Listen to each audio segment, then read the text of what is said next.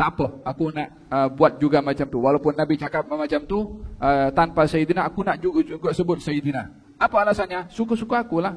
Bukan suka-suka, ini hukum tak boleh suka-suka. Kalau tidak ingat pada lafaznya, jangan cuba-cuba nak menyebutkan dengan lafaz yang dia tidak ingat, sehingga akan mengelirukan sebutan itu. Kalau hafal maknanya, sebut pada maknanya, supaya tidak dikategorikan merubah sebutan yang digunakan lafaz itu oleh Allah Subhanahu wa taala.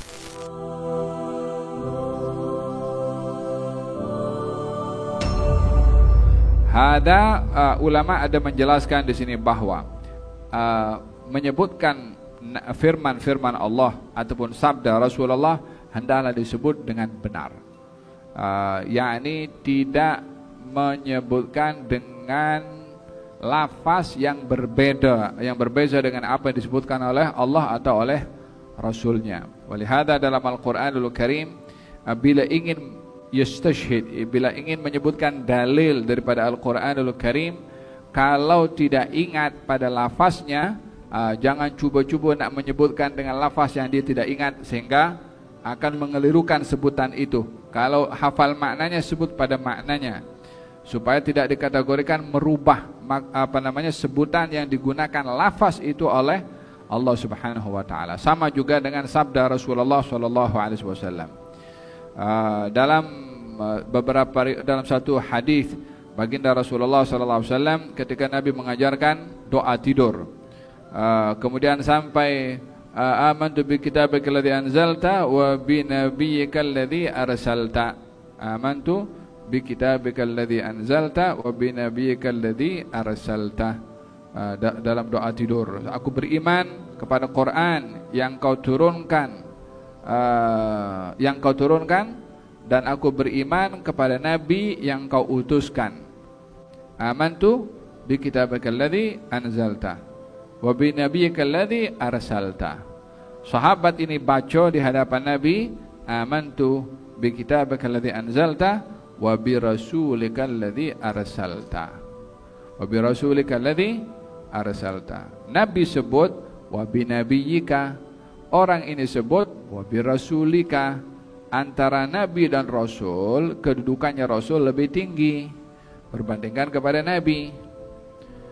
Masa sahabat ini menyebutkan wa bi rasulika, Nabi tegur, bukan wa bi nabiyyika. yakni waktu sahabat menyebutkan bi rasulika, sementara Nabi menyebutkan bi nabiyyika, Nabi tegur kepada sahabat itu, ikut apa aku yang sebut wa bi nabiyyika, maka kena sebut juga dengan wa bi nabiyyika. Walihada dalam hal ini ulama berbeza pendapat berkenaan dengan apa yang menjadi sebutan kepada baginda Rasul oleh baginda Rasulullah sallallahu alaihi wasallam dalam hadis-hadisnya, termasuk dalam salawat kepada baginda Rasulullah. Ya kan? Salawat kepada Nabi, Allahumma salli ala Muhammad wa ala ali Muhammad. Ya kan? Di situ tak ada penambahan Sayyidina. Boleh tidak menambahkan Sayyidina?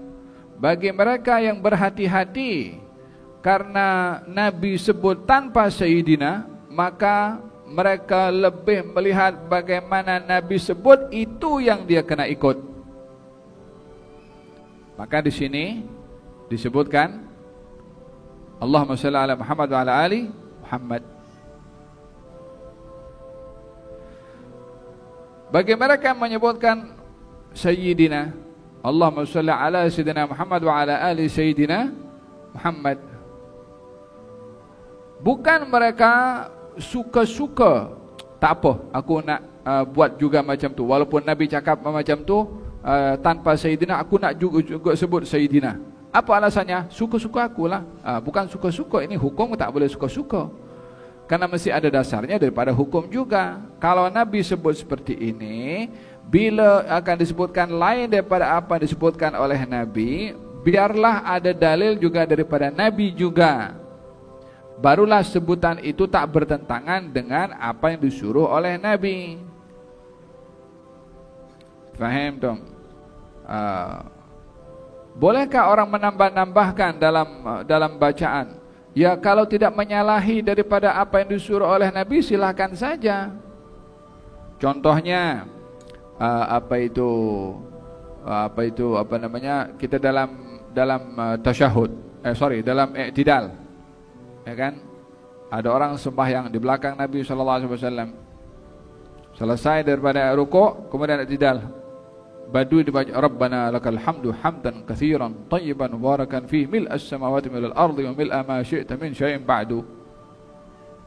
Selesai salat, Nabi kata, "Tadi siapa yang bercakap tuh?"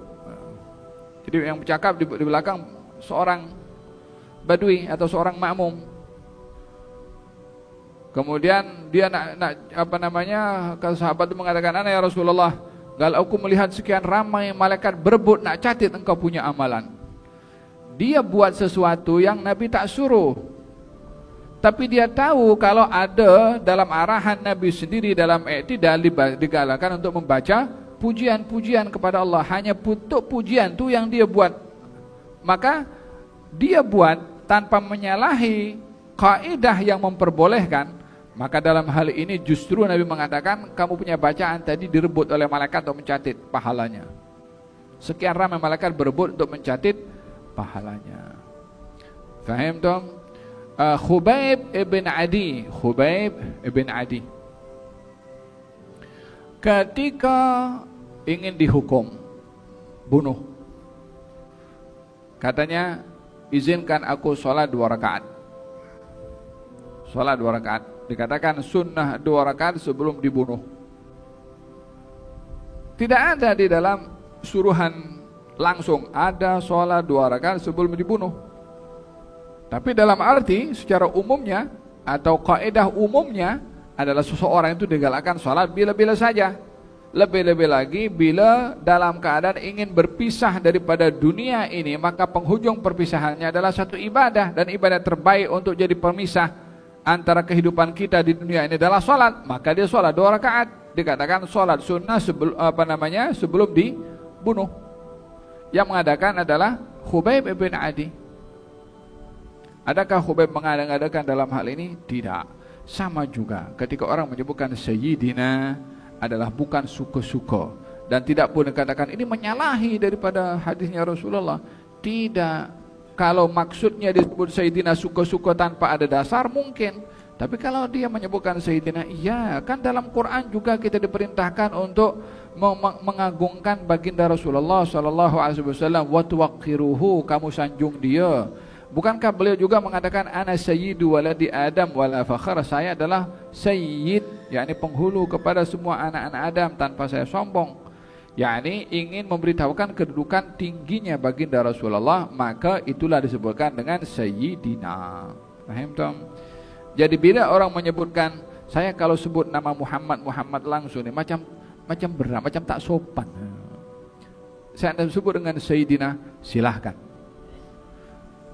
Yang kedua pula mengatakan, saya tak mau ubah apa yang Nabi dah sebut. Nabi dah sebut tanpa Sayyidina, saya akan sebut tanpa Sayyidina. Silahkan juga.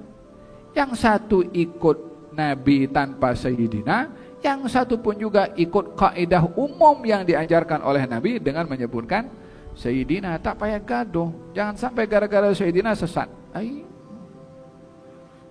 Faham tak?